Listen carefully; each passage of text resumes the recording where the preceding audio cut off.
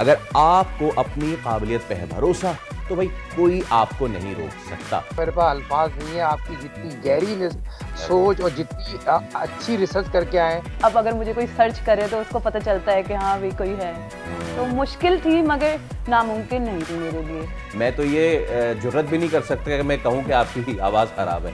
कराची में 16,500 टन जो है वो एवरी डे जनरेट हो रहा होता है, विच इज़ अ लॉट।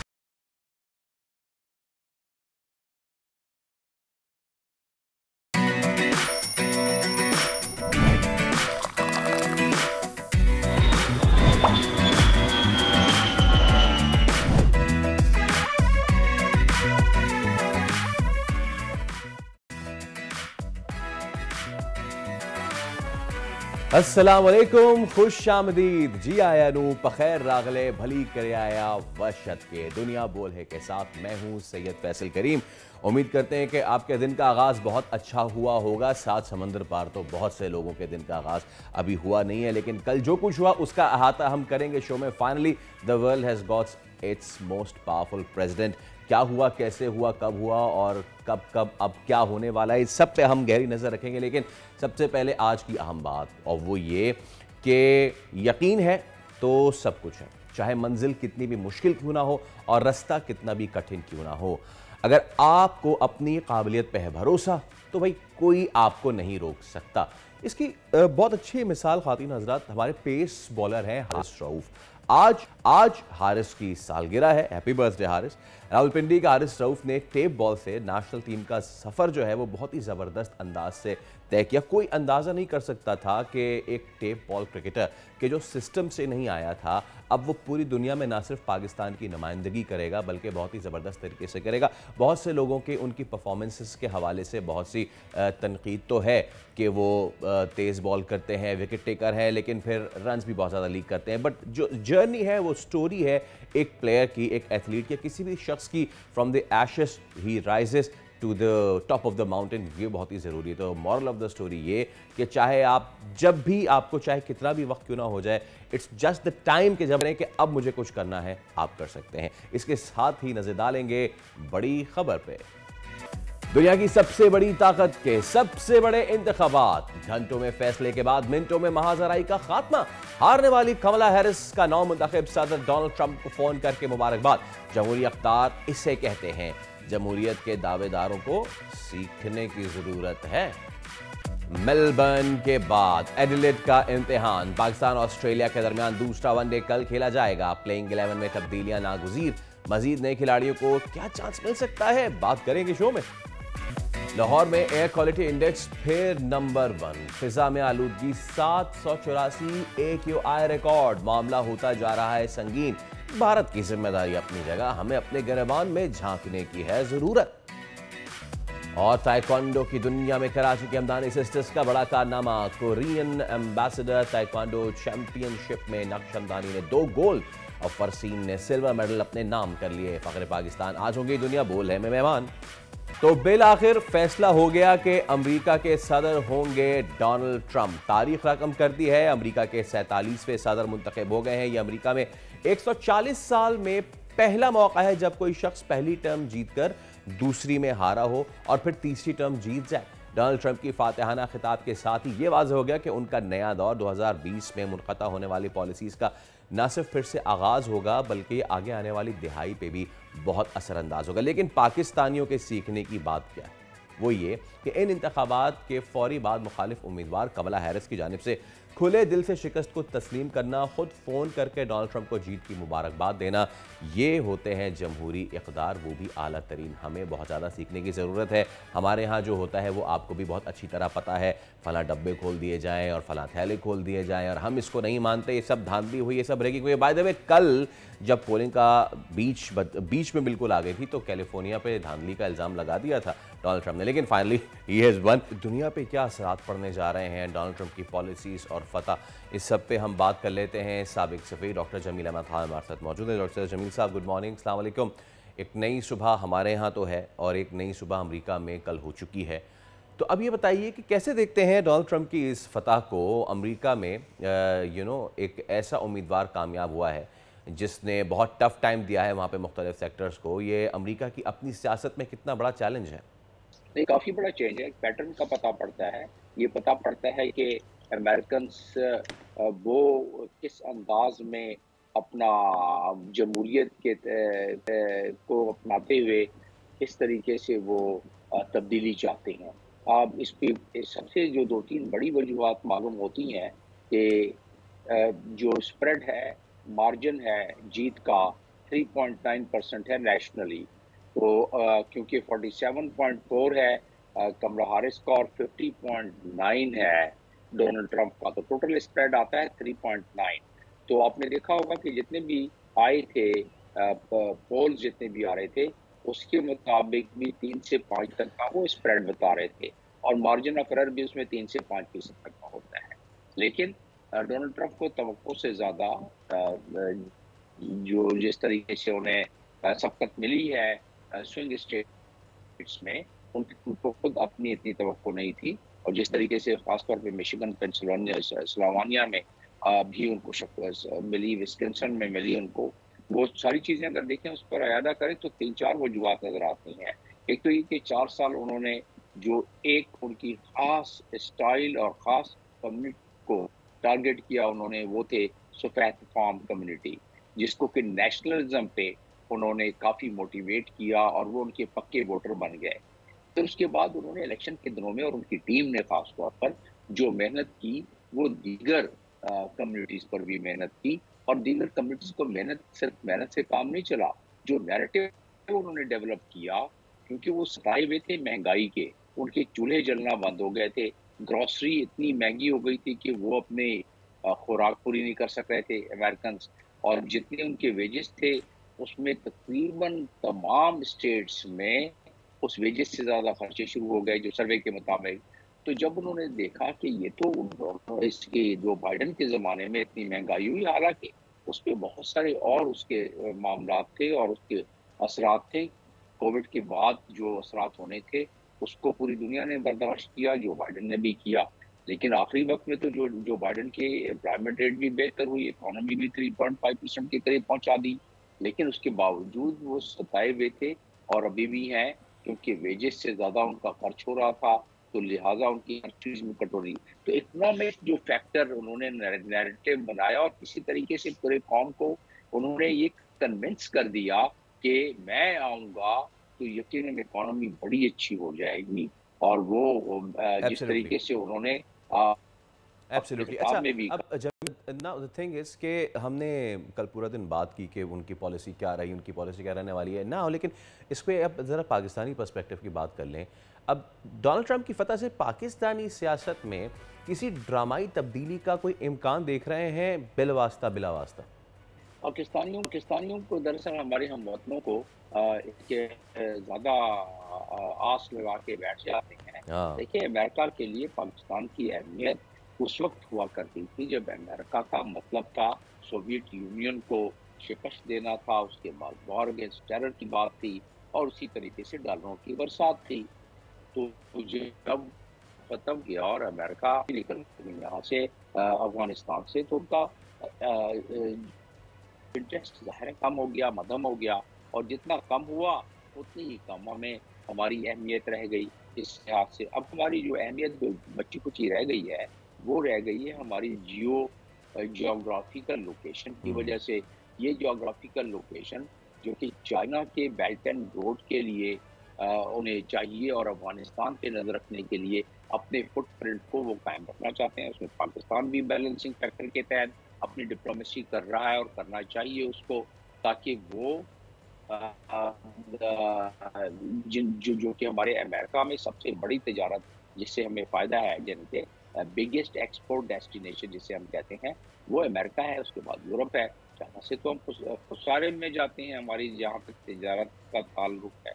और बात है, चाइना हमारे पास इन्वेस्टमेंट बहुत करता है, चाइना से हमारी दोस्ती ज़्यादा है, लेकिन ये पाकिस्तान की सियासत पे कोई फर्क पड़ता नज़र नहीं आता कि जो हमने आस और उम्मीद लगा के बैठे हुए हैं, या किसी कैदी को छुड़वा लेना या वैसे सियासत में कोई फर्क डाल दंड देना, जो हमारे लोग समझते हैं अमेरिका एक बहुत बड़ी जमहूरियत है, एक मुल्क है जिसके इदारे बहुत मुस्तहकम और मजबूत हैं और इदारे इन्वॉल्व हो जाते हैं डिसीजंस में। दोस्ती यारी पे अमेरिका का सदर बेशक जितनी भी है, डोनाल्ड ट्रंप तो लाहौर से मिलता है तो उसके साथ बात शुरू कर देता है कि मेरा दोस्त है। जब हमारा प्राइम मिनिस्टर उधर गया तो उसके साथ अच्छा मुसाफा किया, अच्छी तरीके से गुफ्तगू की, फोटो शोटो अच्छी खिंचवाई, लेकिन वो हमारे प्राइम मिनिस्टर के साथ खिंचवाई, वो किसी फर्द वाहिद के साथ नहीं खिंचवाई। तो उस लिहाज से इसको उस तनाजुर में देखना चाहिए। मैं नहीं समझता कि हमें सियासी तौर पर यहाँ इस मुल्क में कोई तफरीक या कोई फर्क या कोई हमें ज्यादा इसमें कोई फर्क हमारे ऊपर आ जाएगा। हाँ, हम जितना जी ओके थैंक यू जी, हम माशी तौर पर अगर हम इस पे काम करें तो माशी तौर पर हम अपने मरासिम बढ़ा के ज़्यादा तिजारत जो भी हम कर रहे हैं उससे ज़्यादा और इन्वेस्टमेंट के लिए अमेरिका एक ऐसा है कि हमें वक्त इससे ज़्यादा बेहतर हो जाए। ओके जमील साहब, ये तो हमने अपने मुल्क की बात, ज़रा रीजन की बात कर लें। और ट्रंप अपने एक तो फायरी जो बयानात है उसकी वजह से तो मशहूर हैं ही, लेकिन ट्रंप जो है वो अपने कुछ हैरानकुन बयानात की वजह से भी मशहूर रहते हैं। और 2-3 दिन पहले उन्होंने जो कहा वो सबके लिए हैरानकुन था। अब आई वंडर कि वो जो इन्होंने बात कही वो आगे चल के ये ना कह दें हमारी तरह कि हमने तो सियासी बयान दिया था। वो ये कहते हैं कि जी कि वो चाहते हैं कि ईरान तरक्की करे। अब मौजूदा सूरत हाल में जो मिडल ईस्ट में तमाम तर सिचुएशन रही, फ्यूचर क्या देखते हैं? Will the dust settle now?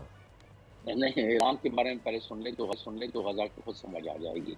Iran को कहते हैं कि मैं अपनी जिस जो मेरा अंदाज है, जो ताकत है मेरी, यानी कि अमेरिका की ताकत, तो मैं तो ईरान को भी इब्राहिम कार्ड में ले आऊँगा। मतलब तो जिस तरह इब्राहिम कार्ड का आगाज़ तो उन्होंने ही किया था, उन्होंने ही रक्स देखा था, वहाँ के तमाम चौवन इस्लामिक ममालिक के लोग उसके सामने खड़े थे।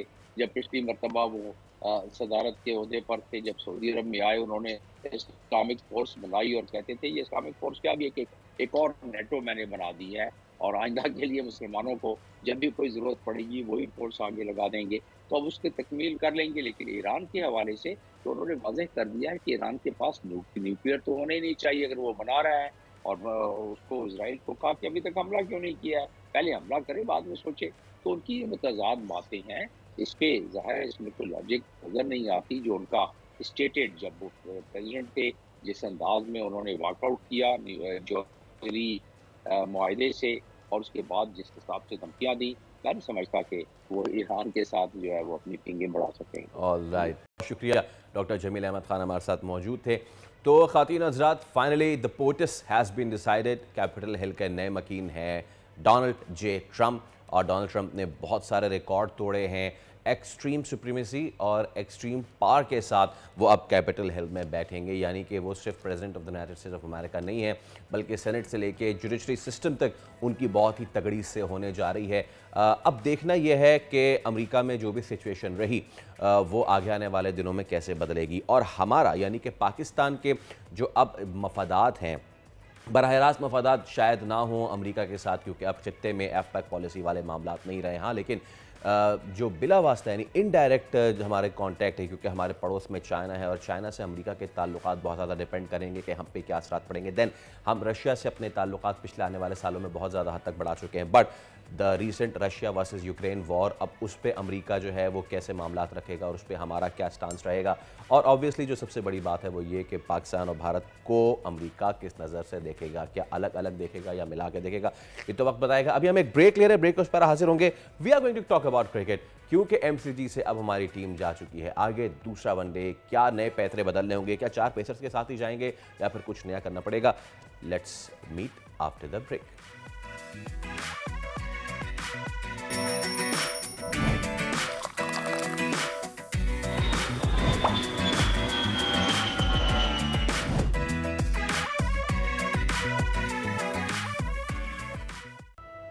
आप देख रहे हैं दुनिया बोल है, और अब बात करेंगे हम क्रिकेट की।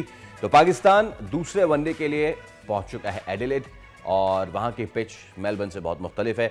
इसका सिर्फ हम नहीं आपको बता रहे, बल्कि वहां पर ऑस्ट्रेलिया में मौजूद तमाम तर लोग वो अब तनकीद कर रहे हैं, और लोगों को, जो पाकिस्तानी जो टीम है, उनको कह रहे हैं कि ये पिच बाउंस नहीं होगी तो इस पर बाउंस देख के कीजिएगा, क्योंकि यहाँ पे पिच बाउंस अगर आपने बाउंस कराई तो फिर वो बाउंड्री छोटी है और फिर वो छक्का ही जाएगा। इस बार आप कैच आउट नहीं कराएंगे। अब इस पे स्ट्रेटजी क्या होगी?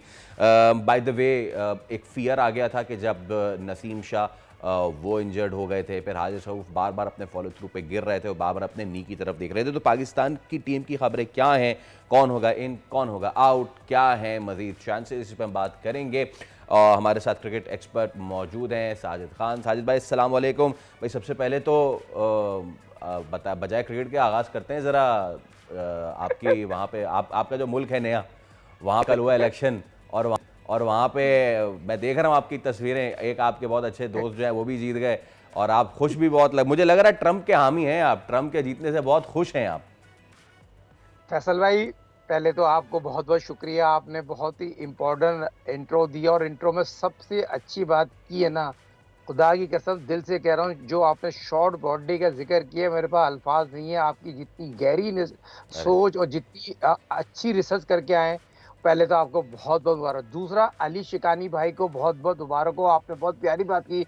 पिछले 1 महीने से अली शिकानी भाई के साथ हम जुड़े में हैं और कराची के बेटे ने जिस मोहब्बत से पूरी ह्यूस्टन की अवाम ने उसको सपोर्ट किया और दुनिया भर में जितने भी लोग ख़ास तौर पे आप लोगों ने बहुत सपोर्ट की है। अली शिकानी भाई को बहुत बहुत मुबारक हो, उनकी फैमिली को, और जहाँ जहाँ लोग रहते हैं उनकी मोहब्बत में बयान नहीं कर सकता। 1 महीने से जिस मोहब्बत से, जिस खुलूस से और जिस तरह वो फ्रंट पे आके लोगों से खुशनिकली से बात कर रहे थे, और ये उनकी कामयाबी का राज है और ये उनकी मेहनत। और मैं एक दफ़ा फिर उनको बहुत बहुत मुबारकबाद पेश करूंगा as a cricketer, as a sports lover. और आने वाले वक्तों में आपके प्रोग्राम में खबर ब्रेक कर दूं, अली शिकानी पाकिस्तान सुपर लीग में टीम लेना चाहते हैं। और दूसरी एक और खबर ब्रेक कर दूं, आईसीसी चैंपियन ट्रॉफी जो पाकिस्तान में हो रहा है, अगर पाकिस्तान क्रिकेट बोर्ड के चेयरमैन सैयद मोहसिन नकीब साहब चाहें तो बेहतरीन आईसीसी चैंपियन ट्रॉफी स्पॉन्सर करने के लिए भी तैयार है। कराची का बेटा रखता है और बड़ा दिल से चैरिटी करता है और मोहब्बत करने वाला इंसान है। अब जरा कल के अब मैच की बात करें साजिद भाई के हमने पहला मैच बड़ा क्लोजली खेला, जीतना चाहिए था, नहीं जीत पाए। दूसरे मैच में क्या होने जा रहा है, क्या चेंजेस, क्या तब्दीलियां होने जा रही है टीम में साजिद भाई?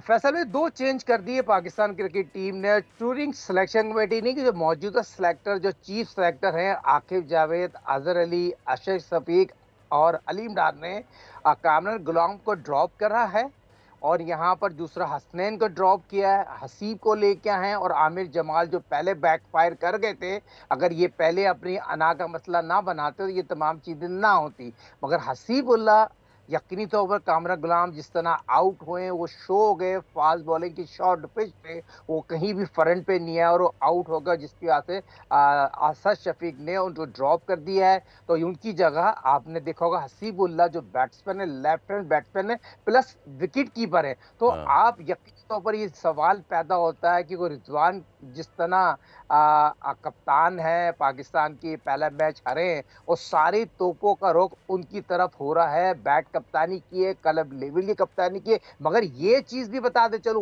पूरी टीम ने जान मारी है, लड़कों ने जान मारी है। अगर Pakistan cricket team 20 run extra ना दे और पूरे ओवर ना खेले और नसीम की, शाहीन की आउटस्टैंडिंग बैटिंग ना हो, फिर इरफान ने आउटस्टैंडिंग इनपुट डाला, पाकिस्तान की क्रिकेट में फ्यूचर अच्छा नजर आ रहा है। मगर आपके साईं अयूब, अब्दुल्ला शफीक, फिर बाबर ने एक अच्छी बैटिंग की बुनियाद। साजिद भाई एग्जैक्टली मैं यहीं पे आ रहा था कि आपने ये तो कह दिया कि जी वो कामरान गुलाम क्योंकि बाउंस अच्छा नहीं खेल सका इसलिए उसको आपने बाहर कर दिया, लेकिन प्रॉब्लम ये है कि अब्दुल्ला शफीक क्या खेल सका, मतलब कि अब्दुल्ला शफीक की टेक्निक, वो डिसमिसल समझ में नहीं आया। अगर आप उसको ब्रेक डाउन कर सकें हमारे लिए तो कर दें। ऐसा लग रहा था उनके हाथों में ग्लू, पैरों में फेविकॉल था, जहाँ पे खड़ा थे वो वहीं खड़े रह गए और एक आसान सा कैचिंग प्रैक्टिस देके चले गए। तो आपको नहीं लगता अब्दुल्ला शफीक को रिमूव करना चाहिए था? कामरान गुलाम ऑस्ट्रेलिया में रहते हुए आपको जिस तरीके से कामरान गुलाम वहाँ पे स्लिमिड ऑफ पे खड़े होके और वो जिस तरीके से ऑस्ट्रेलिया को उन्हीं की ज़बान में बात कर रहे थे, इट्स नॉट ईजी, हालांकि उनको इतनी सी आती लेकिन फिर भी वो करते रहे। तो ये एटीट्यूड बड़ा अच्छा लगा मुझे, और उनको होना चाहिए था, अब्दुल्ला शफीक को नहीं होना चाहिए था यार।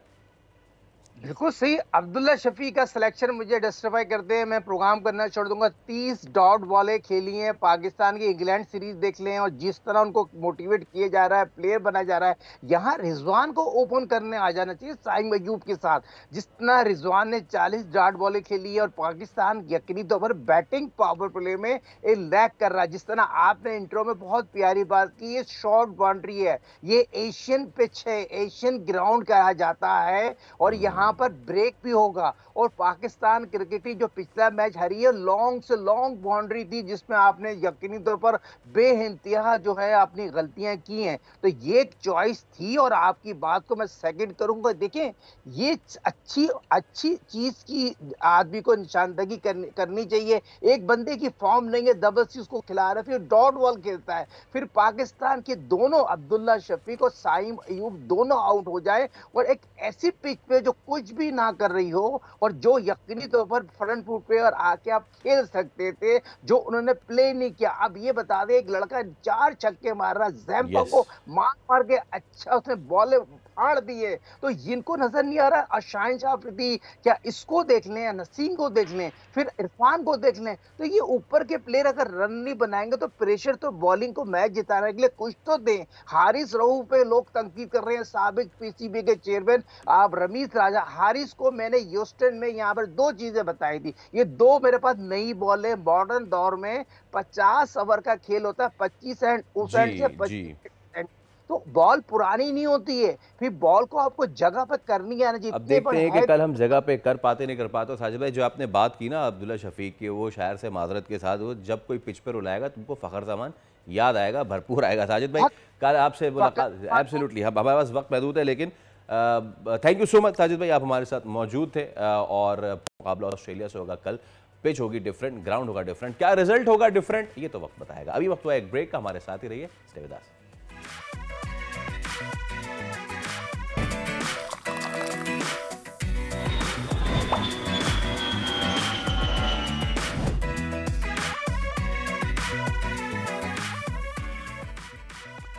एक बार फिर आपको कहेंगे खुशामदीद। हम कोशिश करते हैं ऐसे टैलेंट को आपके सामने लेकर आएँ जो पाकिस्तान का नाम बुलंद करे। जब भी हम बात करते हैं किसी एथलीट की, पूरी दुनिया में उसके पास सहूलियात अलग होती हैं, और हमारे यहाँ वो सहूलियात जो हैं वो बिल्कुल अलग होती हैं। एक तो अलग होती हैं, ऊपर से बहुत कम होती हैं।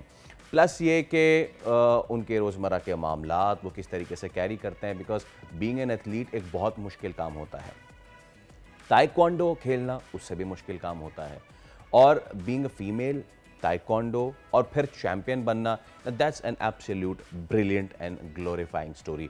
कहने का मकसद ये बिल्कुल भी नहीं है कि अगर आप वुमेन है तब ताइक्वांडो नहीं कर सकती। अल्लाह ताला ने दोनों जेंडर्स को इक्वल ताकत दी है, अब आप इसको जैसे इस्तेमाल कर सकें। हाँ, लेकिन मैं अब जो मेरे साथ मौजूद है मेहमान, मैं उनसे ये ज़रूर पूछूंगा कि राह चलते अगर कोई, जिस तरह हमारे यहाँ होते हैं ना मुंडे शुंडे, कोई उनको छेड़खानी करें तो वो उनके साथ क्या करती हैं, क्योंकि वैसे जब ये कम्पीट करने जाती हैं तो मेडल लेकर आती हैं। हमारे साथ आज मौजूद हैं 2 बहनें जो ताइक्वांडो खेलती हैं, पाकिस्तान का नाम रोशन करती हैं। आई नो देम पहले से। तो मेरे साथ मौजूद हैं फरसीन हमदानी, हमदानी सिस्टर्स कहते हैं इनको, और थोड़ी देर में इनकी बहन नक्श हमदानी भी मुझे ज्वाइन करेंगी। तो फरसीन, अस्सलाम वालेकुम। सबसे पहले तो thank you so much for coming, और मेडल्स पे मेडल्स जीत रही हैं, बहुत अच्छा लगता है, बहुत खुशी होती है कि जब आप जिनको जानते हैं, जिनको छोटे से देखा है वो जब बड़े होके पाकिस्तान का नाम रोशन करते हैं। ज़रा बताइए, अच्छा नक्श तो अभी थोड़ी देर में हमें ज्वाइन कर लेंगी, कैसी रही अब तक की आपकी जर्नी, क्या कुछ कर चुकी हैं आप और क्या कुछ करने का इरादा है? 15 ईयर्स हो गए मुझे ताइक्वांडो करते हुए। एक्चुअली आप जैसे आपने कहा छोटा सा देखा, तो वो छोटे छोटे खेलते थे, तो ये था स्टार्टिंग तो ऐसी थी कि कुछ करना चाहते थे, एक एवरेज, लाइक मेरी फैमिली बहुत ज़्यादा पढ़ी लिखी है, तो दे आर लाइक कि बहुत ज़्यादा प्रोफेशनलिज्म है। मॉम टीचर है, कोई जर्नलिस्ट है, कोई क्या नाम है एविएटर है, कोई वो है इंजीनियर है, कोई डॉक्टर है। तो एक एवरेज चाइल्ड होना बड़ा मुश्किल रहता है ना। तो मैं भी निकल गई कि नहीं, छोटे से कि मेहनत करेंगे और एक जो गूगल और विकीपीडिया पे ना इधर नाम लेकर आएंगे। तो अल्हम्दुलिल्लाह अब अगर मुझे कोई सर्च करे तो उसको पता चलता है कि हाँ भाई कोई है। तो मुश्किल थी मगर नामुमकिन नहीं थी मेरे लिए। जबरदस्त। अच्छा, रीसेंट चैंपियनशिप कौन सी रही, क्या क्या जीता? एक्चुअली 9 कोरियन बेस्टर थी। मैंने लास्ट जो इवेंट खेला था 1 ईयर बैक खेला था। तो ये जो 1 साल का अरसा था, मैं प्रोफेशनल एज अ प्रोफेशनल मैं एक फिटनेस ट्रेनर हूँ बॉडी एवोल्यूशन में। तो ट्रेनिंग तो नहीं की हुई थी प्रॉपरली, मगर मैं पाकिस्तान वापडा को रिप्रेजेंट कर रही हूँ। तो 1 मंथ पहले ट्रेनिंग पे गई, हेल्दी भी हुई हुई थी, 65 kg वेट हुआ था, -53 में खेलना था, वेट भी कम करना था, और वहाँ पे जो पूरे मुल्क से जो लोग आए हुए हैं ट्रायल्स देने थे उनसे लड़ना भी था। बिल्कुल। तो काफ़ी ज़्यादा मुश्किल था वेट लॉस करना, उसके बाद वहाँ पे सरवाइव करना। हॉस्टल लाइफ बहुत ज़्यादा डिफ़िकल्ट होती है, और माशाल्लाह से पाकिस्तान है तो काफ़ी डबल मुश्किल हो जाती है। तो डाइट अपनी मेंटेन करना, no one has supported me, किसी ने टू बी ऑनेस्ट किसी ने सपोर्ट नहीं किया। हाँ, मुझे एक प्रॉपर पेमेंट आती है इदारों की तरफ से, मगर I don't think that is enough for an athlete कि एक अगर एथलीट जा भी रहा है और उसका डाइट भी है ना, तो वो बहुत ज़्यादा एक्सपेंसिव है। ये मैं जब भी हम हमेशा हमने हमारे पास MMA fighters, boxers, athletes other than cricket जब भी हमारे पास आए हैं, उनका एक ये शिकवा ज़रूर रहता है कि जी फैसिलिटीज़ नहीं हैं और दीगर चीज़ें नहीं हैं। Let's break it down today कि आखिर इशू क्या है, क्या होता है, और मसले मसाइल कहाँ कहाँ आते हैं। देखिए, most of the athletes are not financially stable. ठीक है। मम्मी डैडी बच्चे जो हैं वो लड़ नहीं सकते। For me I don't think that सिर्फ 1% या 0.5% होते हैं कि आते हैं, सारे ग्राउंड लेवल से आते हैं। ठीक है। I belongs to middle class as well, और मैं प्राउडली कहती हूँ कि मैंने अपना नाम इतने साल में बनाया है। पॉइंट ये कि अब फैमिली प्रॉपरली सपोर्ट नहीं कर पाती है। ठीक है। उसके बाद आप अपना प्रोफेशनल लाइफ, जैसे अभी मैं प्रोफेशनल लाइफ चला रही हूँ तो I can support my self easily, मगर अभी भी ऐसा है कि बहुत सारे एथलीट होते हैं वो अपना डाइट अगर वो कुछ खरीद भी रहे ना तो उनको मुश्किल होती है, क्योंकि पेमेंट इतनी नहीं है। महंगाई बढ़ते जा रही है और तनख्वाहें कम होती जा रही हैं। तो ये सबसे मेन इशू है कि डाइट इशू, फिर लाइक आप जो पहन रहे हो वो बहुत ज़्यादा मैटर करता है। ठीक है। स्पोर्ट्स गियर है, मतलब $200 का तो एक ड्रेस होता है। ठीक है, कम से कम। तो आप वो कर रहे हो, और आपको खेलने के सर्टिफाइड इक्विपमेंट्स ही चाहिए। फिर आप बाहर जा रहे हैं, किसी ने खर्चा उठा लिया, किसी ने नहीं। लाइक मैं यहाँ से गई हूँ कराची से, क्या नाम है, लाहौर गई हूँ। ठीक है। और ये जो मैंने 1 मंथ गुजारा है वहाँ पे, उसमें बहुत ज़्यादा एक्सपेंस, और no one has supported me. मैं स्टिल यही कह रही हूँ। अब हमें इनकी बहन जो है नक्श हमदानी, वो भी ज्वाइन कर चुकी हैं। अस्सलाम वालेकुम नक्श, thank you so much for taking out the time. और मुझे बताया गया है कि आप जो है वो इंटरनेशनल कम्पीट करने के लिए इस वक्त यहाँ पाकिस्तान में गालिबन नहीं है, तो कहाँ पे हैं, यहाँ पे हैं आप, और कहाँ जा रही हैं कम्पीट करने के लिए? वालेकुम अस्सलाम, मेरा नाम नक्श हमदानी है। सॉरी मेरी आवाज़ ख़राब है। नहीं, आपकी आवाज़ बिल्कुल ठीक है, और मैं तो ये जुर्रत भी नहीं कर सकता कि मैं कहूँ कि आपकी आवाज़ ख़राब है। मुझे नहीं पता कि यहाँ आपकी बेटी फरसीन को बुरा लग जाए, बहन को, और फिर वो कुछ कर दें। तो प्लीज़ बताइए व्हाट्स गोइंग ऑन। और अच्छा, मैं बिफोर इससे मैं बताऊँ, ये आपकी तस्वीर भी मैं देख रहा हूँ आपकी पूरी फैमिली की। एट द एंड मैं बताऊंगा लोगों को कि व्हाट्स द स्टोरी बिहाइंड। तो मैं आपको देख रहा हूँ, मेडल आप ले रही हैं, अब काफ़ी अरसे से बहुत अच्छा परफॉर्म कर रही हैं नक्श। ज़रा अपनी जर्नी के बारे में बताएं, और अभी जो आपने चैम्पियनशिप विन की है उसके बारे में हमें बताएं। अच्छा, हमारी नेशनल चैम्पियनशिप थी जो इस साल हुई थी, और मैंने हर साल की तरह नेशनल गोल्ड लिया है। मैंने 2 नेशनल गोल्ड लिए हैं, एक ग्रुप फाइट के अंदर और एक इंडिविजुअल फाइट के अंदर। और मेरी बहन वापडा से खेलती है और मैं पाकिस्तान आर्मी से खेलती हूँ, तो हम लोग हर साल आमने सामने आते हैं फाइट में। तो इस साल हमने इंडिविजुअल फाइट में जो है अलग अलग वेट पे खेला, लेकिन इस साल हम ग्रुप फाइट में जो है आमने सामने आ गए। और मैं जो है पाकिस्तान में सिर्फ एक ही लड़की सिलेक्ट हुई हूँ। अभी फर्स्ट वर्ल्ड वर्चुअल चैंपियनशिप हो रही है, जो न्यू टेक्नोलॉजी है, ओलंपिक इंशाल्लाह नेक्स्ट ओलंपिक के अंदर वो इंट्रोड्यूस होगी, तो उसके लिए मैं सिलेक्ट हुई हूँ। और मैं सिर्फ एक ही लड़की जा रही हूँ सिंगापुर इंशाल्लाह, तो उसके लिए मैं पाकिस्तान कैंप में हूँ, और मैं इसलिए आपको फिजिकली ज्वाइन नहीं कर पाई कराची में। No issues. अच्छा, ये आपने जो अभी बात की कि बहनें आमने सामने आ गई, ये कब हुआ था, ये ज़रा बताएं नक्श साहिबा। मैंने बताया मेरी बहन जो है पाकिस्तान वापडा से खेलती है और मैं फरसीन हमदानी और मैं पाकिस्तान आर्मी से, तो हम लोग एक ही वेट कैटेगरी पे खेलते हैं, ठीक है। -53। बट दिस ईयर हमने जो है वेट, मेरी सिस्टर ने वेट चेंज कर लिया था क्योंकि हम हर साल फाइनल हमारी आती है। सही। तो लेकिन इस साल हमारी ग्रुप फाइट के अंदर हमारी फाइनल आई थी। ठीक है। तो हम हर साल ही कम्पीट करते हैं आपस में। फिर उसमें हुआ, ये तो बताए ना कि उसमें हुआ क्या, असल कहानी मैं जानना चाह रहा हूँ। जब हमारी फाइट आती है ना तो पूरा अरीना शाउट कर रहा होता है कि हम लोग एक दूसरे को नहीं छोड़ते या प्लेयर एथलीट की तरह लेते हैं, हम गेम की तरह लेते हैं, हम एक दूसरे के साथ बहुत अच्छा है, कम्पीट करते हैं, हमारी फाइट बहुत अच्छी होती है। लोग कहते हैं कि बहनें हैं क्या लड़ेंगी, हम इतना मारते हैं एक दूसरे को कि लास्ट नेशनल्स जो हुई थी, अभी तो हमने फिर भी सही से खेला है, लड़े हैं सही से, मगर लास्ट नेशनल हुई थी, जीती ये थी मगर इसकी फिंगर मैंने तोड़ दी थी। ओके ये आपने वहां पे अरीना में तो फिंगर तोड़ दी, घर जाके फिर होते हैं शिकवे शिकायत के यार ये तुमने क्या किया। फाइट में तो मुझे मार मैं जीत जाती हूँ तो ये नाराज हो जाती है। यही बात मैं निकलवाना चाह रहा था। मैं बड़ी हूँ ना, ये मुझे फाइट के लिए जितना भी मार ले, अच्छा फाइट के बाहर ये पिटेगी। या that's a wonderful camaraderie between you two. अच्छा नक्श, मैं अभी फरसीन से भी यही पूछ रहा था कि हम अदर देन क्रिकेट जितने भी एथलीट्स हमारे पास आते हैं, मतलब कि आप लोग इतना ज़बरदस्त कर रहे हैं with all the limited resources, with all the limited जितना ट्रेनिंग स्टाफ है। अच्छा जब हम ताइक्वांडो की बात करें, कोई भी फिज़िकल जो कॉन्टैक्ट स्पोर्ट है वो यकीनन बहुत ही मुश्किल होता है। मुझे ये बताइए कि आप लोगों की इंजरीज़ दूसरी स्पोर्ट्स की जो इंजरीज़ होती हैं कितना ज़्यादा मुख्तलिफ होती हैं, और एक बार अगर किसी को हो जाए तो उसको फिर रिकवर करने में कितना टाइम लगता है? जैसे भाई अब फास्ट बॉलर को ग्रोइन इंजरी हो गई, सबसे बुरी उसकी यही इंजरी होती है, उसको रिकवर करने में, आप लोगों को कौन सी इंजरी होती है सबसे ज़्यादा, उसको रिकवर करते करते कितना पैसा खर्च हो जाता है आप लोगों का? अच्छा, एक तो हमारी होती है जो नॉर्मल स्पोर्ट्स की मसल इंजरीज होती हैं, जैसे ग्रोइंग हो जाती है, हैमस्ट्रिंग। मुझे मेरी नेशनल से 1 वीक पहले तक हैमस्ट्रिंग थी, लेकिन मैंने उसको खुद पर्सनली जो है स्ट्रेंथ ट्रेनिंग करके रिकवर किया और मैंने नेशनल खेली है। तो ये इंजरीज तो नॉर्मल है जो हर स्पोर्ट्स में होती है, लेकिन हमारा कॉन्टैक्ट गेम है। तो आप यकीन करें हमारी पूरी बॉडी पे जो है ट्रेनिंग पे ब्रूजेस बने होते हैं क्योंकि हम ट्रेनिंग लड़कों के साथ करते हैं जी। तो कोई माफी नहीं होती।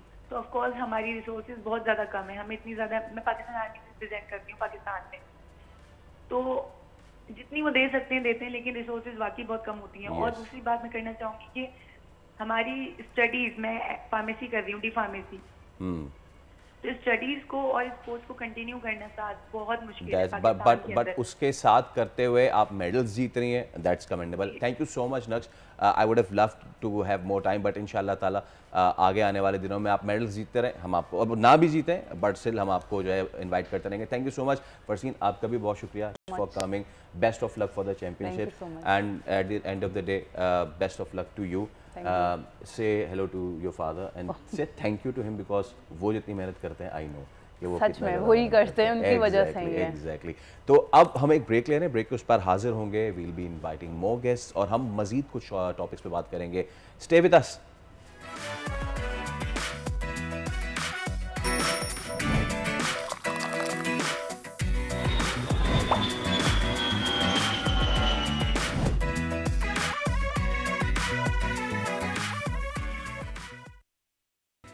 वेलकम बैक, आप देख रहे हैं दुनिया बोल है। तो चलिए अब मौसम की बात कुछ कर लेते हैं। बाय द वे शहर कराची में लोगों ने थोड़ा थोड़ा सुख का सांस लेना शुरू किया है क्योंकि दर्जा हरारत अब थोड़ा थोड़ा नीचे आना शुरू हुआ। अभी भी बहुत सारे लोग शिकवा कर रहे हैं कि भाई कब आएगी सर्दी, तो थोड़े को गनीमत जानिए क्योंकि मैक्सिमम 33 और मिनिमम 24 डिग्री सेंटीग्रेड रहेगा आज कराची में। इसके साथ साथ अब हम दीगर शहरों का रुख करें और हैदराबाद की तरफ रुख करें तो वहाँ पे क्या दर्जा हरारत रहेगा वो भी हम आपको बताते हैं, क्योंकि हैदराबाद में इस वक्त मिनिमम 31, वाह हैदराबाद कराची से कूलर है, और 19 जो है वो कम से कम दर्जा हरारत रहेगा और थोड़ी सी ब्रीजी और थोड़ा सा हेज़ी रहेगा हैदराबाद, क्योंकि यू नो आप सिंध में जितना आगे जाते जाएं उतना आपको हेजीनेस और ब्रीजीनेस मिलती जाएगी। क्या बात है सिंध की। मीरपुर ख़ास जो है वहाँ पे हम सब चलते हैं नेक्स्ट, और मीरपुर ख़ास में आसमान तो क्लियर है, क्लियर एंड सनी, हाँ लेकिन मीरपुर ख़ास में अभी भी गर्मी है भाई, 39 आज तो ज़्यादा ही गर्मी है कल के मुकाबले में, और कम से कम 22 डिग्री सेंटीग्रेड रहेगा। नवाब शाह में भी सूरज जो है वो पूरी आबोताब के साथ निकल निकला हुआ है। कम से कम 21, ज़्यादा से ज़्यादा 39 डिग्री रहेगा। लाड़काना में भी यही सिचुएशन है। तो कराची वाले जितने आप कर रहे थे शिकवे शिकायत, जाके पूछे लाड़काना और मीरपुर खास वालों से, जिनके यहाँ 39 और 38 ज़्यादा से ज़्यादा दर्जा हरारत है और कम से कम 21 है। चलिए गवादर चलते हैं और गवादर में होगा बिल्कुल क्लियर स्काई। यहाँ पे कम से कम दर्जा हरारत 25, ज़्यादा से ज़्यादा 30 रहने का इम्कान है। सब के सब लोग इस वक्त इंतज़ार कर रहे हैं कि कब कोयटा से ठंडी हवाएं आएंगी। फिलहाल ठंडी हवाएं कोयटा में ही मुक़य्यद हैं। कम से कम यहाँ 11 दर्जा हरारत है और ज़्यादा से ज़्यादा 27 है। मुल्तान चलते हैं। मुल्तान में अब क्योंकि पूरे पंजाब में स्मॉग का राज है तो मुल्तान में भी थोड़ी थोड़ी स्मॉग है। यहाँ पे कम से कम 20, ज़्यादा से ज़्यादा 34 रहने का इम्कान है। और जैसे कि हमने अब स्मॉग की बात की तो आपके जहनों में फ़ौरन से आया होगा लाहौर, दुनिया के आलूदा शहरों में नंबर 1 पे। यहाँ पे वैसे तो दर्जा हरारत कम से कम 19 और ज़्यादा से ज़्यादा 31 है, लेकिन स्मॉग एक बहुत बड़ी और ख़राब सूरत हाल है। फैसलाबाद में भी यही सूरत हाल है। फैसलाबाद में भी कम से कम 19 और ज़्यादा से ज़्यादा 31 तो रहेगा, लेकिन यहाँ भी फॉग से लोग मुतासर हैं। चलिए, अगर आप मौसम बदलना चाहते हैं, हवा पानी तब्दील करना चाहते हैं, डॉक्टर आजकल मशवरा देना बंद कर चुके हैं कि जी हवा पानी तब्दील करने के लिए छुट्टी पे चले जाएं, मिलती नहीं है। इस्लामाबाद में मतला रहेगा अबर आलूद और वहाँ पे कम से कम दर्जा हरारत 17 और ज़्यादा से ज़्यादा 28 डिग्री सेंटीग्रेड होगा। और जो खुशकिस्मत हैं जिनको मिल जाए वो इस्लामाबाद में क्या करें, वो थोड़ा सा आगे मरी चले जाएँ, क्योंकि मरी में आ गई है ठंड। कम से कम 4, ज़्यादा से ज़्यादा 16 ठंड की बात कर रहे हैं तो पेशावर लेके चलते हैं। पेशावर में भी मौसम बहुत अच्छा हो चुका है और कम से कम यहाँ 18, ज़्यादा से ज़्यादा 28 है। और अब ऊपर की जानिब चलते हैं, आज़ाद कश्मीर, मुजफ्फराबाद, यहाँ पे सर्दी की शिद्दत बढ़ गई है। आसमान रहेगा साफ और पार्टली क्लाउडी और 16 कम से कम, ज़्यादा से ज़्यादा 29 रहेगा। और इस वक्त पूरे मुल्क में जो देखने वाला हिस्सा है वो है स्कर्दू का। एक तो वैसे ही ख़िज़ां भी ख़त्म हो रही है तो ज़र्द पत्ते अब मज़ीद ज़र्द हो रहे हैं। कम से कम 8 और ज़्यादा से ज़्यादा 18 है। लेकिन ख़वातीन हज़रात, जैसे कि मुझे इस वक्त ब्रेक लेना पड़ा क्योंकि गला ख़राब है। लाहौर में आप जाएं और लाहौर में जाके पूछे लोगों से तो इस वक्त वहाँ पे गले ख़राब हैं, नज़ले हो रहे हैं, आँखों में जलन है, सारी चीज़ें हो रही हैं। अब ये सब इसलिए बिकॉज लाहौर इसमें स्मॉग इस वक्त पूरी तरह छाई हुई है। अब बच्चों की सेहत पे कोई समझौता नहीं हो रहा, इसलिए स्कूल तो बंद रखने का फ़ैसला हुआ है। पंजाब के 4 डिवीज़न्स हैं, 18 अजला, यहाँ हायर सेकेंडरी तक तालीमी इदारे बंद करके ऑनलाइन तालीम का हुक्म भी दे दिया गया। और ये सिर्फ लाहौर नहीं, लाहौर, गुजरांवाला, फैसलाबाद, मुल्तान डिवीज़न 18 अजला के सरकारी और निजी सेकेंडरी हायर सेकेंडरी तालीमी इदारे 7 से 17 नवंबर तक बंद ही रहेंगे। बट प्रॉब्लम इज़ कि क्या ये लॉन्ग टर्म सोल्यूशन है? हम सोल्यूशंस पे तो आने वाले शोज़ में बात करेंगे। इस वक्त सिचुएशन क्या है, स्मॉग कब तक बरकरार रहेगी? हमारे साथ मौजूद हैं चीफ मेट्रोलॉजिस्ट सरदार सरफराज साहब। सरदार साहब अस्सलाम वालेकुम।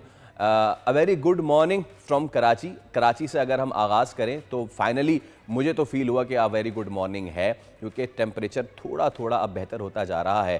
तो कराची में कंप्लीट सर्दी कब तक आने का इम्कान है और क्या फ़िलहाल थोड़ी गर्मी कम हुई है सरदार साहब? जी बहुत शुक्रिया, वालेकुम अस्सलाम। हाँ बिल्कुल, पहले से कम तो हुई है। देखिए अक्टूबर के एंड तक तो वही 37-38 टेम्परेचर चल रहा था और नवंबर के भी जो शुरू के दिन थे उसमें 36 प्लस में जा रहा था। तो अब पिछले 2-3 दिन से 35 के आसपास ही चल रहा है टेम्परेचर और अब यही 34-35 इसी रेंज में रहने का इम्कान है अगले एक आध हफ्ते तक। फिर ग्रेजुअली और इसमें कमी आएगी। वैसे आपको बताऊं कि नवंबर का जो दिन का एवरेज टेम्परेचर है वो 32.6 है। तो इसका मतलब है कि कोई 10-12 नवंबर के बाद ना फिर नॉर्मल के आसपास आ जाएगा, 32 से 34 की रेंज में 15 नवंबर के बाद बिलखुसूस रहने का इम्कान है। और इसी तरह से जो रात के टेम्परेचर अभी भी हाई चल रहे हैं, लेकिन पहले तो आपने नोट किया होगा इसके अक्टूबर के एंड तक या नवंबर के बिल्कुल जो शुरू के 2-3 दिन थे उन तक तो वो 26, 27, 28 उस रेंज में चल रहे थे। अब ये कि 22, 21, 22, 23 इस रेंज में आ गए और ग्रेजुअली अब कमी आएगी इसमें। असल में दिन में जो चलती है ना, शाम में सी ब्रीज एक तरह से कुछ ना कुछ हल्की फुल्की चलती है, तो उसके बाद मॉइस्चर काफ़ी आ जाता है जो कि रात गए तक फिर ज़्यादा उसकी क्वांटिटी बढ़ती रहती है, 90% ये इससे ऊपर चला जाता है। तो यूँ मिनिमम अभी इतना नहीं गिर रहा। जब ये ड्राई विंड हो जाएगी कम्प्लीटली, होपफुली के नवंबर के मिड के बाद या 20 नवंबर के बाद आप कह सकते हैं, तो फिर उसमें रात के टेम्परेचर में भी कमी आएगी। फिर खुन कराते हैं आपको नवंबर में एक तरह से हल्की फुल्की फुल्की रात में और सुबह में फिर देखने को मिल सकती है। लेकिन बाकायदा सर्दी तो आपको पता है कराची में जी मिड ऑफ दिसंबर के बाद ही जाकर आती है, उससे पहले तो कोई खास नहीं आया करती।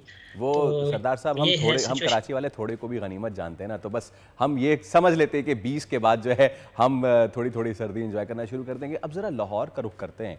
लाहौर समेत बशमूल पंजाब स्मॉग का राज फ़िलहाल बरकरार है। मुझे इत्तफ़ाक़ हुआ लाहौर जाने का पिछले वीकेंड में, और यकीन करिए कि बीइंग अ कराची आइट हमें तो पोल्यूशन के आदी हैं, लेकिन लाहौर जाके मुझ कराची वाले जिसको पोल्यूशन का आदी है उसको भी आंखों में जलन का मसला हो गया। तो स्मॉग का बहुत बड़ा इशू है। सरदार साहब, हुकूमत अपने तौर पे ये मामलात कर रही है, सारी चीज़ें कर रही है, कब तक ये चीज़ ऐसे ही रहेगी? कब तक लाहौर दुनिया का आलूदा तरीन शहर रहेगा, अगर हम प्योरली मौसम की बात करें तो? देखिए, जो असल में ये ऐसा फिनोमेना है ना कि जो आप जो इकदामात किए जा रहे हैं, लिए जा रहे हैं, वो चलें, वो भी अपनी जगह ठीक है, लेकिन उससे आप इसकी जो शिद्दत है ना उसको कम नहीं कर सकते अनलेस कि बहुत लॉन्ग टर्म प्लानिंग इसके लिए ना की जाए। यानी आपकी देखिए जो इनकी रिपोर्ट्स है ना उसके मुताबिक सबसे ज़्यादा इमिशन ट्रांसपोर्ट के ज़रिए होती है 43%, जो मुझे FAO की एक रिपोर्ट की जो स्टेट्स हैं वो याद है। तो 43% आपकी ट्रांसपोर्ट से, 25% आपकी इंडस्ट्रीज से, और इसी तरह से 20% इसका कंट्रीब्यूशन होता है ये जो आपकी फसलों का जो भूसा जलाते जी हैं और फिर ईंटों के भट्टे। तो इन सब चीज़ों को एक्चुअली जो फॉग सीज़न आपको पता है कि अक्टूबर के एंड से शुरू हो जाता है स्मॉग सीज़न। तो उससे पहले पहले करने की ज़रूरत होती है कि कंट्रोल किया जाए किसी तरह से। यानी ट्रांसपोर्ट में आप बहुत एफिशिएंट जो यूरो 5 प्लस कोई एक क्वालिटी होती है फ्यूल की, अच्छा फ्यूल इस्तेमाल हो। ग्रेजुअली आप जो है ना ये पुरानी गाड़ियाँ और जो ज़्यादा पोल्यूशन फैलाने वाले असबाब हैं आपकी ट्रांसपोर्ट में और फिर इंडस्ट्रीज़ में, उनमें कुछ क्लीनिंग पॉइंट्स मतलब प्लांट्स ऐसे लगाए जाएँ, कुछ उसमें कम की जाए, तो जब ये कमी हो सकती है। अदरवाइज़ ये वक्ती इक़दामात तो ठीक है, लेकिन ये कि लॉन्ग उससे ना टर्म उसकी शिद्दत में कमी नहीं आ रही। जी लॉन्ग टर्म हाँ, सोल्यूशन ये नहीं है है। इसका, बिल्कुल। जी, और ये है इसमें कि उसमें भट्टे भी इंक्लूड हाँ, कर लें। अच्छा सरदार साहब, आपने बहुत अच्छी चीज़ ब्रेक डाउन किया कि कितना परसेंट शेयर किसका है स्मॉग में। एक चीज़ ये कही जाती है कि वो भारत से भी जब स्टबल जब जलाया जाता है तो वहाँ की हवा चल जाती है, तो यहाँ सारा आ जाता है। मैं चाहूँगा उस पर भी आप बताएं कि कुल्ली जिम्मेदार हम वहाँ तो नहीं ठहरा सकते ना? जी बिल्कुल ऐसे ही है, कुल्ली ज़िम्मेदार नहीं ठहरा सकते। आपको मैंने बताया ना कि ये ऑथेंटिक रिपोर्ट्स हैं। एक उनकी एक अर्बन यूनिट है लाहौर में, ओके वो इसी चीज़ को मॉनिटर करते हैं। उनकी फाइंडिंग भी अगले दिन मैं देख रहा था, तो वही इमिशंस की जो स्टैट्स थी, तो उनकी तो और भी उन्होंने 83% उस पे मुझे याद आती है कि ट्रांसपोर्ट पे ही डाला है। ओह ट्रांसपोर्ट में बहुत सारी चीज़ें आ जाती हैं, तो जाहिर है कि उसमें मतलब आपको ना एक तरह से पब्लिक अवेयरनेस बहुत बढ़ाने की ज़रूरत है कि जहाँ आप अगर पैदल जा सकते हैं तो पैदल जाएं, गाड़ी ना निकालें। और जहाँ आपका ये कि पब्लिक ट्रांसपोर्ट आप इख्तियार कर सकते हैं तो पब्लिक ट्रांसपोर्ट करें, वो कम एमिशन का। यानी जितनी ज़्यादा ट्रांसपोर्ट निकलती है, यानी मेरे ख्याल में कोई अब तो कोई फिगर में देख रहा था कि पिछले चंद सालों में ही लाहौर में कई लाख की तादाद बढ़ चुकी है उसमें व्हीकल्स की। तो जितनी ज़्यादा ट्रांसपोर्ट उस पर ग्राउंड पे निकलती है, सरफेस पे निकलती है, जाहिर है तो उतनी ज़्यादा सही उससे एमिशन होती है। और फिर जो पुरानी गाड़ियाँ होती हैं वो ज़्यादा एमिशन का बायस बनती हैं, जो 2 स्ट्रोक गाड़ियाँ हैं इस तरह से। और फिर जो लोअर क्वालिटी का फ्यूल हमारे यहाँ इस्तेमाल होता है वो जी हाँ, ज़्यादा बायस बनता है इसका। तो ये चीज़ें इस तरह से हैं कि सीज़न शुरू होने से पहले इन सब पे वो करनी चाहिए, प्लानिंग करके नज़र एब्सोल्युटली, करनी लेकिन चाहिए। वो हम कहते नहीं। अच्छा कुदरती सरदार तौर साहब, पे अब सुबह सुबह का वक्त है तो हमने काफ़ी ज़्यादा हैज़र्डस बात कर ली है वेदर और क्लाइमेट को लेके, थोड़ी सी अच्छी भी बात कर लेते हैं। मैं देख रहा था हफ्ता पहले बाबूसर जो है उस पर बर्फ़बारी हो गई है, गालिबन मालम जब्बा में भी हो गई है बर्फ़बारी। ये आप ही मुझे बताएंगे, क्योंकि अगर वहाँ हो गई है तो फिर लोग अब दिसंबर के लिए अपनी टिकटें विकटें कराना शुरू कर दें।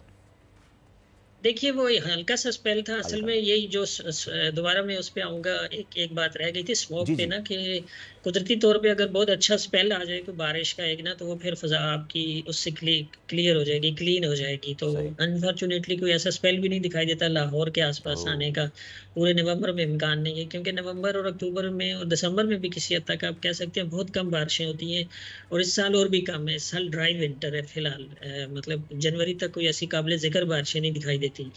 अच्छा, वो जो आप जिक्र कर रहे हैं बाबू सर पे हुई थी, स्नोफॉल हुई थी, और शायद उधर ऊपर स्कर्दू वगैरह की तरफ भी कहीं हल्की फुल्की हुई थी। एक स्पेल 5 या 6 7 अक्टूबर को एक हल्की सी वेव आई थी वेस्टर्ली, उसके नतीजे में। तो अभी एक और वेव है जिसके बायस केपी में भी और गिलगित बल्तिस्तान में भी और कश्मीर में भी और इवन इस्लामाबाद वगैरह तक पे भी बारिश का इम्कान होगा। ये मेरे ख्याल में 11-12 नवंबर को इस 2 से 3 दिन का स्पेल है।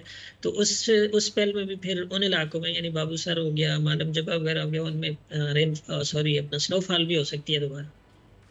ऑल राइट, बहुत शुक्रिया चीफ मेट्रोलॉजिस्ट सरदार सरफराज साहब। हमारे एक बहुत ही अहम बात जो सरदार साहब कह गए हैं वो ये कि यकीनन भारत से जो हवाएं आती हैं और अपने साथ धान की फसल जला के लाती हैं उसकी बाक़ियात, तो उससे हमारी फ़िज़ा जो है वो आलूदा ज़रूर होती है, लेकिन इसके लिए हम कितना ज़िम्मेदार हैं गालिबन we need to put this over here, और हम इस पर कल ज़रूर बात करेंगे अलॉन्ग विद फैक्ट्स, एंड ये भी आपको बताएंगे कि कितना परसेंटेज कौन ज़िम्मेदार है लाहौर को आलूदगी में नंबर 1 में ले जाने में।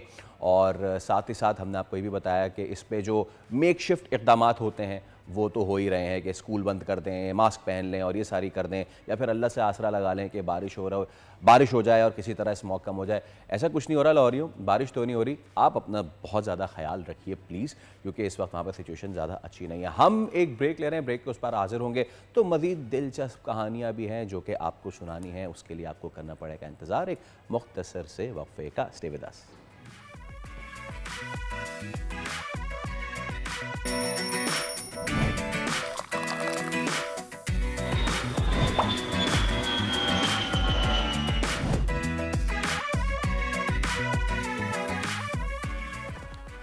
एक बार फिर आपको कहेंगे दुनिया बोल है में खुशामदीद। कराची का क्या है मसला? कराची का मसला यहाँ रोज़ होने वाला कचरा। और कितना कचरा निकलता है आप ये सुनेंगे तो हैरान हो जाएंगे, और फिर आप अपने आप से भी सवाल करेंगे कि मैं इतना कचरा फेंक रहा हूँ। मैं और आप मिल के टनों के हिसाब से कचरा फेंक रहे हैं। It's about 12 to 13 tons every day. अच्छा, इसमें एक बहुत ही अहम जो है फैक्टर वो है the shopping bags and all.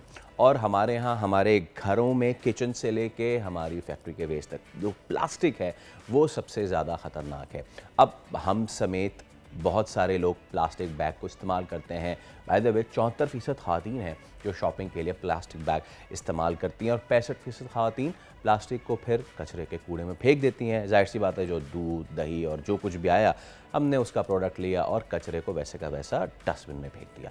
अब क्या वो सही डिस्पोज ऑफ हो रहा है, नहीं हो रहा है, ये तो हमें नहीं पता। हाँ, लेकिन कुछ लोग ऐसे हैं जो सही चीज़ें डिस्पोज ऑफ नहीं हो रही हैं। सिर्फ प्लास्टिक नहीं, बल्कि एक और बड़ी अहम चीज़, जीन्स पहनने का शौक़ तो सबको ही होता है, तो डेनिम जो है वो भी एक ऐसी चीज़ है कि जो बहुत बड़ा वेस्ट है कराची में।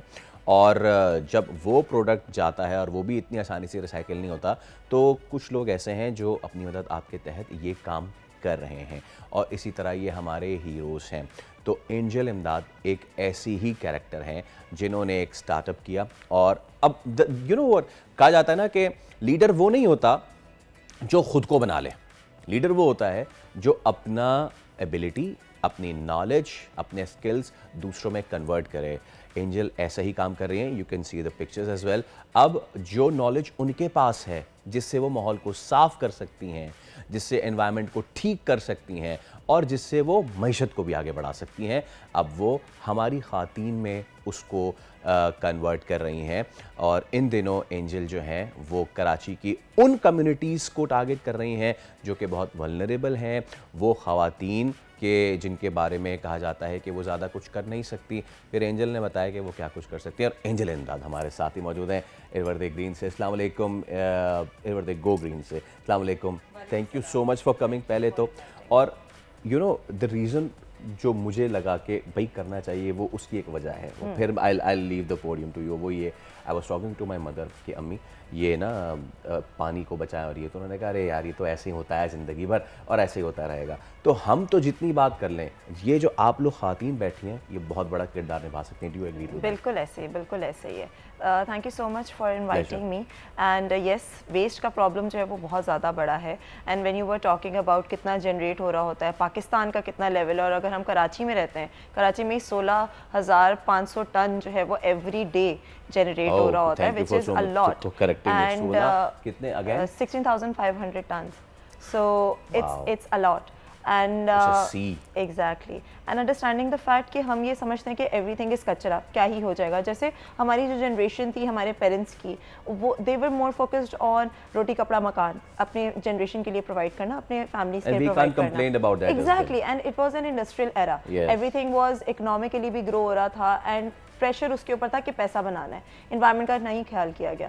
तो उनके लिए ये चीज़ अंडरस्टैंड करनी is very difficult, but now जो कॉन्सिक्वेंसेज हम उसको बेयर कर रहे हैं, तो हमें पता है कि हमें कुछ ना कुछ इस तरफ काम करने की ज़रूरत है और ज़्यादा बेयर करेगी। सो अंडरस्टैंडिंग द फैक्ट कि इतना बड़ा कचरे के अंदर से हर चीज़ हम सोचते हैं कि हम सिर्फ डिस्पोज ऑफ कर लें, और लैंडफिल्स हम भरे चले जा रहे हैं।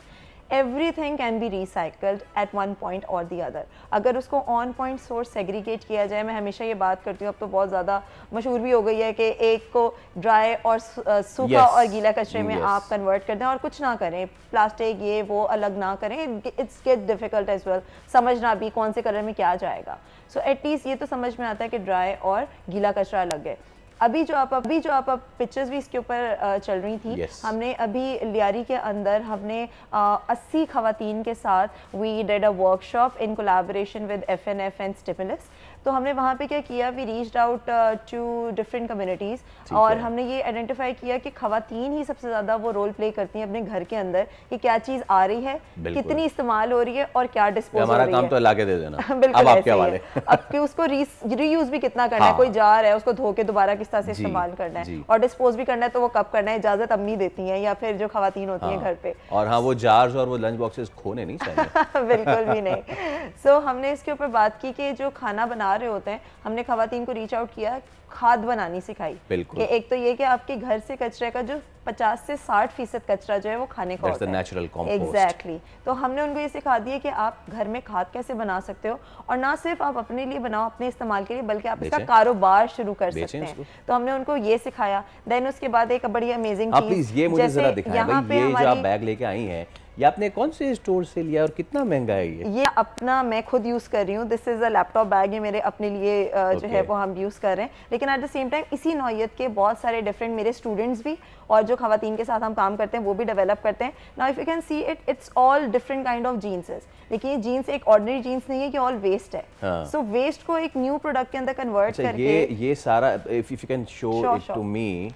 ओके, तो ये सारा आपने, मैं दोबारा बताऊं कि ये सब कचरा हो चुका था। बिल्कुल ऐसे ही। ये सब फटी पुरानी जीन्स, बिल्कुल ऐसे ही, फटी पुरानी जीन्स और ये कूड़ेदान में चली गई बिल्कुल ऐसे। यू पिक देम अप, आपने उसको वहां से उठाया। कचरे से तो नहीं, बट जो डिस्पोज ऑफ होने से पहले ये आपने उठाया। बिल्कुल। ये सारे अलग अलग टुकड़े हैं और इसको आपने लैपटॉप बैग बना दिया। सो इस तरह की चीजें फिर वी टॉट देम कि किस तरह से हमने एक फैशन डिजाइनर को। एक चीज और, फर्ज कीजिए कि ये आप पिक ना करती जी और ये एज अ वेस्ट चला जाता जी। हमें ये तो पता है कि प्लास्टिक जो है वो पता नहीं डिस्पोजेबल में कितने साल से, इसका क्या सीन है? कपड़े का भी कुछ ऐसा ही है। यही है, कपड़ा जो है हर तरह का डिफरेंट है ना। जीन्स है, फिर कॉटन है, कॉटन थोड़ा सा जल्दी डिग्रेड हो जाता है, सॉफ्टर होता है थोड़ा सा, लेकिन फिर भी उसको बहुत सारे साल लगते हैं, अप्रॉक्सिमेट 50 से ऊपर। डिग्रेड होके वो एनवायरनमेंट को फायदा भी दे रहा है या हैजर्ड है? हैजर्ड है, क्योंकि उसके अंदर केमिकल्स हैं, उसके अंदर डाइज हैं। सो अगर वो डिग्रेड हो भी रहा है भले 50 साल बाद, 100 साल बाद, it's becoming a hazard to the soil. और एक और चीज, ये बाकी किसी शहर में होता तो ये किसी लैंडफिल साइट में एंड अप हो रहा होता। अभी भी हो रहा है कराची में। फर्ज कीजिए कि अगर समंदर में फेंक देते हम इसको, तो आपकी फिशरीज और मरीन लाइफ का हिस्सा बन जाएगी, और फिर वही फिशेस हम सर्दियाँ आने वाली हम उसको कंज्यूम करेंगे। एंड ना सिर्फ ये कपड़ा, बल्कि जो हर जगह से इंडस्ट्रीज जो वेस्ट वाटर अपना डंप कर रही हैं पानी के अंदर, वहाँ से जो भी आप फेंक रहे हो समुद्र के अंदर, अगर आप सीवी को देख लें, गटर बन चुका है वो। It's a gutter view right now. एक और चीज है आपके पास ये। इस तरह की एक और भी सिमिलर बैग, मतलब मैं कहने का मतलब ये है कि डिफरेंट तरह के हम बहुत सारी चीजें बना सकते हैं। तो ये तीन कपड़ों को मिला के आपने ये बिल्कुल जो है वो बनी हुई है। एब्सोल्युटली, इसमें रीयूजेबिलिटी भी आ गई और सारी चीजें हो गई। इंजन उन खवातीन का बताइए जब आपने उनको ट्रेन किया, नाउ 1 से 70 हमारे पास हीरोज हो गई हैं, प्लीज उनका मुझे बताएं। सो वो हमारा बड़ा अच्छा एक्सपीरियंस रहा and that was the second first we did with K electric. उन्होंने करवाया था हमसे, हमने खाद बनाना सिखाई थी उनकी, वो हमने बल्दिया में किया था 50 खवातीन को। देन उसके बाद ये हमने अब लियारी में किया and they were so enthusiastic, उनके अंदर इतना जोश था। सुबह 12 बजे से दोपहर 12 बजे से लेकर शाम 7 बजे तक हमारी ट्रेनिंग चली और 7 बजे तक भी उनकी एनर्जी इतनी ज़्यादा थी that they were very energetic कि उन्हें सीखना है। फिर हमने ना सिर्फ हमने ये किया कि उन्हें खाद बनानी ये सब चीज़ें अब साइकिल करना सिखाया, बल्कि हमने एंड में उनको ये भी सिखाया कि आपने इसको बेचना कैसे, ऑनलाइन या फिर on in the market. This means that you are turning them into entrepreneurs. बिल्कुल ऐसा ही है। एंड ना सिर्फ वो, हम उनको ये भी देते हैं, अब हम उनकी फिनिशिंग के ऊपर काम कर रहे हैं। एक चीज़ सिखा तो दी, लेकिन वो एंड प्रोडक्ट इतना फिनिश होना चाहिए ताकि वो मार्केट के अंदर बेचने के लायक भी हो, राइट।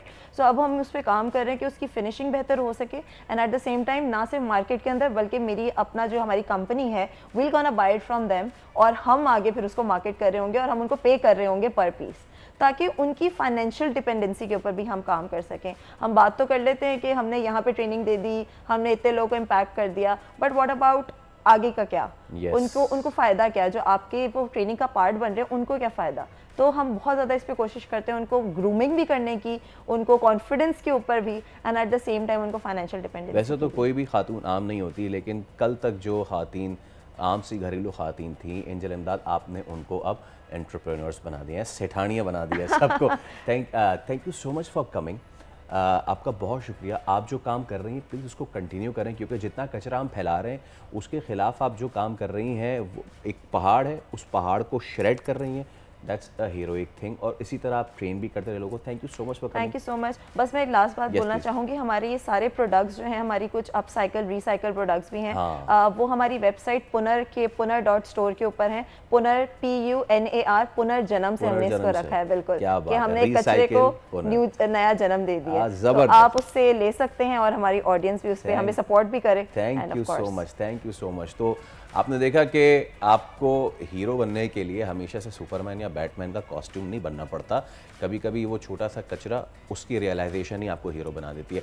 कुछ और भी अनसंग हीरोज़ हैं हमारे माशरे में, वो पाकिस्तान के मुस्तकबिल के तहफ़्फ़ुज़ के लिए अपनी ज़िंदगी दाव पर लगा देती हैं और उसके बदले उन्हें पजीराई नहीं मिलती, बल्कि लोगों की रिजेक्शन मिलती है, लोगों का नारवा सलूक।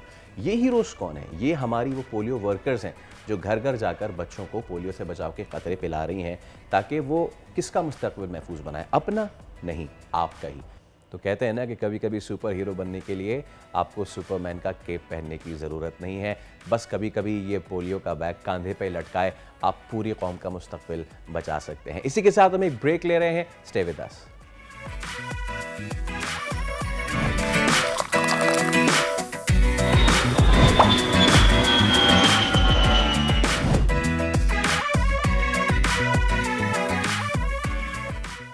एक बार फिर कहेंगे आपको खुशामदीद। और दिन का आगाज़ हुए काफ़ी टाइम हो चुका है। ये उन लोगों के लिए नहीं जिनका दिन का आगाज़ ही होता है 11-12 बजे, लेकिन वो लोग जो कि उठ जाते हैं सुबह, और अगर आप अपने आप को वक्त नहीं देते तो फिर आप कुछ भी नहीं कर रहे। आप एक्सरसाइज कीजिए, योगा कीजिए, लंबा लंबा सांस लीजिए, क्योंकि दिन का आगाज़ अच्छा होगा तो फिर पूरा दिन भी अच्छा होगा। अब दिन के आगाज़ को अच्छा करने के लिए और अपने आप को ठीक रखने के लिए, और अगर आपके पास लिमिटेड स्पेस है, थोड़ी सी जगह है, और आप कहते हैं कि इसमें मैं क्या ही कर लूँगा, तो आप यकीन करें आप पूरी दुनिया फतह कर सकते हैं। और योगा की मदद से आप बहुत कुछ कर सकते हैं। अच्छा, पूरा योगा जिसको कहते हैं ना, कि पूरी स्ट्रेचिंग, आपके बहुत सारे आसन, वो तो हम बताते ही रहते हैं, लेकिन आज हम एक बहुत डिफरेंट बात करने जा रहे हैं, दैट्स फेशियल योगा, चेहरे का योगा। अब ये भाई क्या चीज़ होती है, क्यों ज़रूरी होती है, ये मैं आपको क्यों बताऊँ, ये मैं आपको खैर बता भी नहीं सकता। ये आपको जो बताएंगे वो इस वक्त मेरे बाएं हाथ पे बैठे हुए हैं डॉक्टर वजाहत योगी साहब। अस्सलाम वालेकुम। Thank you so much for पहले तो कमिंग। और वैसे तो आप बताते रहते हैं, लेकिन मैं भी बता दूं कि डॉक्टर साहब ने अभी ये मुझे बताया है कि आई एम टचिंग 65 नाउ। ऐसा ही है, ठीक है ना? और आप अगर देख लें तो ये ऐसा बिल्कुल भी नहीं लग रहा।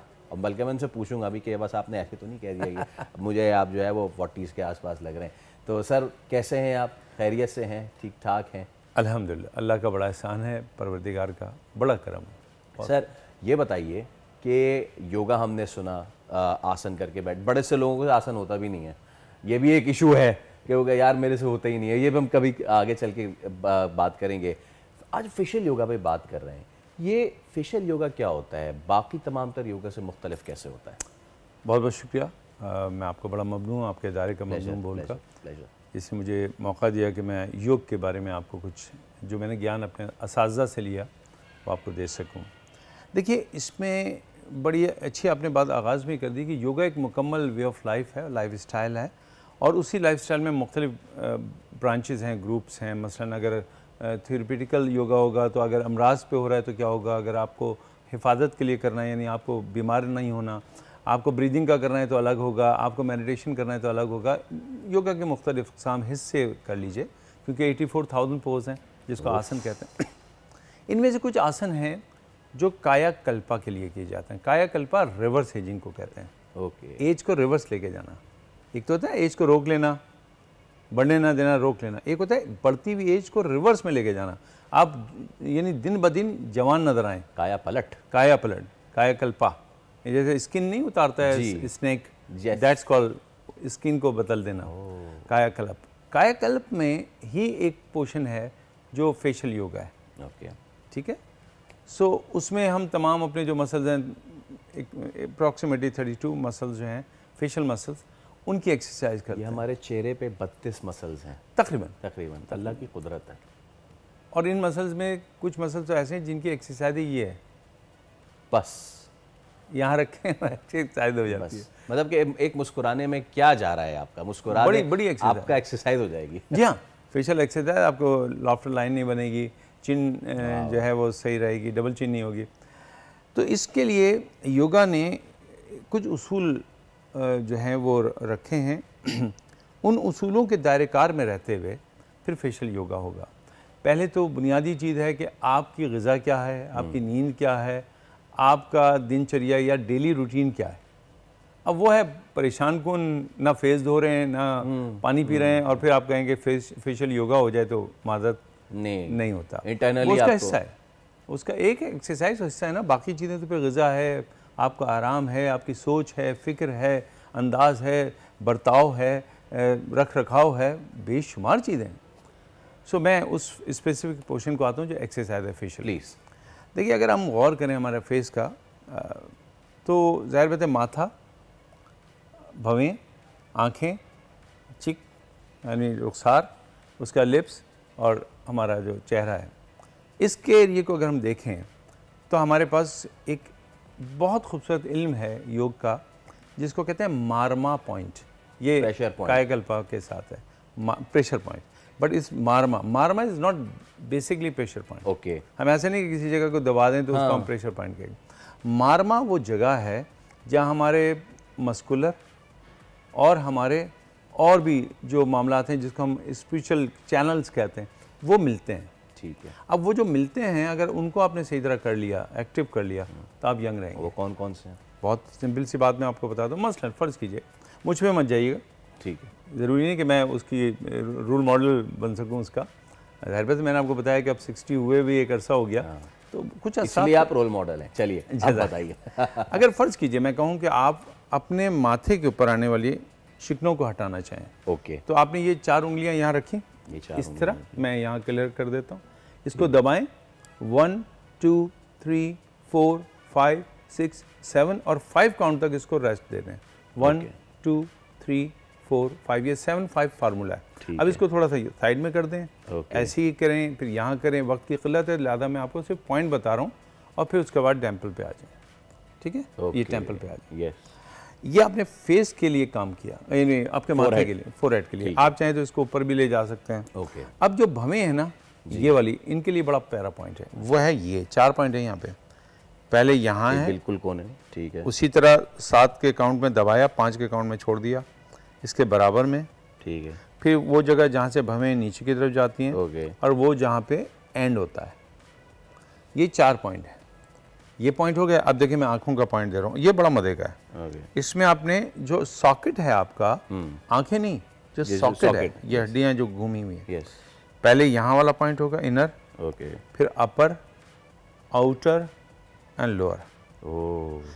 इस तरह अगर आपने चलाया तो आपकी आंखें जो हैं चकाचौंध रहेंगी। और उसके बाद खुली रहेंगी। अच्छा अगर बहुत थक गए ना, बहुत थक गए हो तो भी हमारे लिए ये ऐसा होता है यार, ये क्या आपने देखा हम आंखों को यूं करते हैं या यूं करते हैं, तो हमें रेस्ट चाहिए, तो फिर हम हाथों को मसलें और फिर अपने पाम को यहाँ रख लें, तो उससे भी आंखें फ्रेश भी हो जाती हैं और एंटी एजिंग का हिस्सा भी है। ओके ठीक है, अब मैं आपको फेस को आयरन या इस्त्री करना सिखाऊंगा। अच्छा भाई, चेहरा इस्त्री हो रहा है, बताइए चेहरे कैसे इस्त्री करते हैं ना। देखिए पहले तो पॉइंट को डिस्कस कर लेता हूँ। ये पॉइंट अगर फर्ज कीजिए या लाफ्टर लाइन बहुत आ रही है, तो एक ये पॉइंट बराबर वाला पॉइंट चिक और नोज के बिल्कुल नीचे, ये एक सर्कल है, ये एक सीक्वेंस है जिससे ये लाफ्टर लाइन चली जाती है। ओके। और नहीं जाती तो फिर आपने ये 2 पॉइंट लें, इसको ज़रा ऊपर रखें, और अब ये फेशियल मस्कुलर एक्सरसाइज है, ये मार्मा पॉइंट नहीं है। ओहो। किसी को लगता है कि जी मेरी चिन बहुत हो गई है डाउन, तो लोअर लिप्स को ऊपर करें, अपर के। अब ये जो एक्सरसाइज है, ये सारी एक्सरसाइज अपनी जगह, और इसको अगर हम समो दें किसी एक, कहते हैं ना एक ही प्याले में उसको, दरिया को कूजे में बन कर, दरिया को कूजे में, तो कूजा कैसे बनेगा। आप आराम से बैठें, ठीक है, इस तरह हाथों को जरा झटका दें, ठीक है, और आपको लगेगा जैसे मैग्नेटिक करंट आपके हाथों में आ गया। अब इस करंट को बगैर टच किए मुस्कुराते हुए एनर्जी हल्के हल्के ऊपर की तरफ लेके जाएं। आपका जो हाथों का करंट है वो आपके मसल्स को उसी डायरेक्शन में बार बार ले जाने की कोशिश करेगा। ठीक है, ये टच किए बहुत करीब से गए, अगर ये नहीं होता तो फिर टैपिंग कर लें। ओके, ठीक है, ये टैपिंग जो है ना, ये भी इन मसल्स को एक्टिव करती है, लेकिन जो मैंने कहा था वो कर देते हैं। अब मैं हाथों को इस तरह गर्म करूँगा। ठीक है, गर्म करने के बाद जो भी मेरी हरारत हाथों की है, ठीक है, उनको मैं यहाँ रख के ज़रा सा ऊपर करके सुकून से बैठा। ओके, ठीक, ये हो गया आयरन, ये हो गया। अच्छा, अब वक्त हमारे पास महदूद है। Thank you so much doctor की वजह से हमारे साथ मौजूद थे। भाई आप रखें अपना ख्याल, और हम जा रहे हैं। मैं तो इनसे 2-3 और चीज़ें सीखूंगा, और आप अगर स्ट्रेस में हैं तो भाई अपने चेहरे को इस्त्री कर लें। आपसे मुलाकात होगी कल, रखिए अपना ख्याल। अल्लाह हाफिज़।